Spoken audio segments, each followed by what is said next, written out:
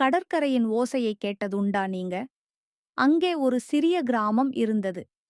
மணலால் நிறைந்த மீனவர்கள் வாழும் ஒரு அமைதியான இடம். அந்த கிராமத்தில் ஒரு மீனவரின் அழகிய மகளும், அருகிலுள்ள ஊரிலிருந்து வந்த ஒரு முத்து வேட்டையாளரும் வாழ்ந்தனர். இவர்கள் இருவரும் கடலை நேசித்தார்கள். ஆனால் ஒரு நாள் கடல் அவர்கள் மீது ஒரு சின்ன சோதனை போட்டது. ஒரு பழமையான கோவில் ரதத்தில் இருந்த ஒரு விலைமதிக்காத மாணிக்கம் கடலில் விழுந்துவிட்டது. அது சாதாரண மாணிக்கம் இல்லை. அது தங்கத்தோடும் ஜோதியோடும் விளங்கும் ஒரு மாய மாணிக்கம். அதை ஒரு குழுவான கடல் விலங்குகள் காக்கின்றனவாம். இந்த காதல் ஜோடி தங்கள் கிராமத்துக்கு அந்த மாணிக்கத்தை மீட்டுத்தர கடலுக்குள் ஒரு சாகசப் பயணத்தைத் தொடங்கினர். அவர்கள் கடலுக்கு ஆழமாக இறங்கினார்கள்.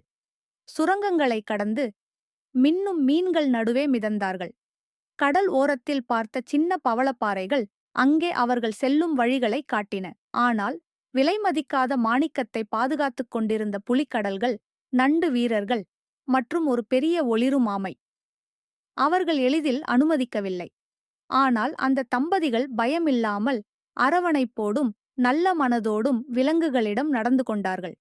அதன் மூலம் விலங்குகளும் அவர்களிடம் நம்பிக்கையுடன் நடந்து கொண்டன. இறுதியாக அவர்கள் அந்த மாய மாணிக்கத்தை பெற்றனர். அது மட்டுமல்ல, கடலின் நடுவே ஒரு புதிய நட்பு, நம்பிக்கை மற்றும் அன்பு மலர்ந்தது. அந்த கதையை இப்போதும் கடற்கரை அந்த தாளியுடன் சொல்வதாகச் சொல்கிறது.